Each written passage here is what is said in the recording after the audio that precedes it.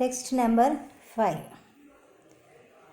उद्धरेदात्मनात्मानं नात्मानम् अवसादयेत् आत्मैव यात्मनो बन्धुरात्मैव रिपुरात्मनः. One must deliver himself with the help of his mind and not degrade himself. The mind is the friend of the conditioned soul and his enemy as well. Purport: the Atma denotes body, mind and soul, depending upon different circumstances. In the yoga system, the mind and the conditioned soul are especially important, since the mind is the central point of yoga practice.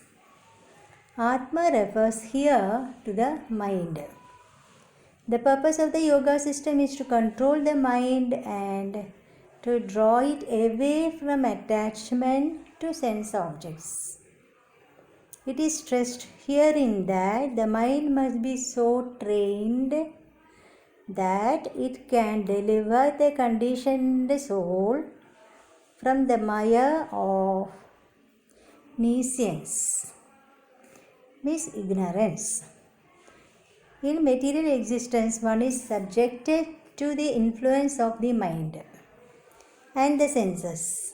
In fact, the pure soul is entangled in the material world because the mind is involved with the false ego, which desires to lord it over material nature. Therefore, the mind should be trained so that it will not be attracted by the glitter of material nature. And in this way, the conditioned soul may be saved. One should not degrade oneself by attraction to sense objects. The more one is attracted by sense objects, the more one becomes entangled in material existence. The best way to disentangle oneself is to always engage the mind in Krishna consciousness.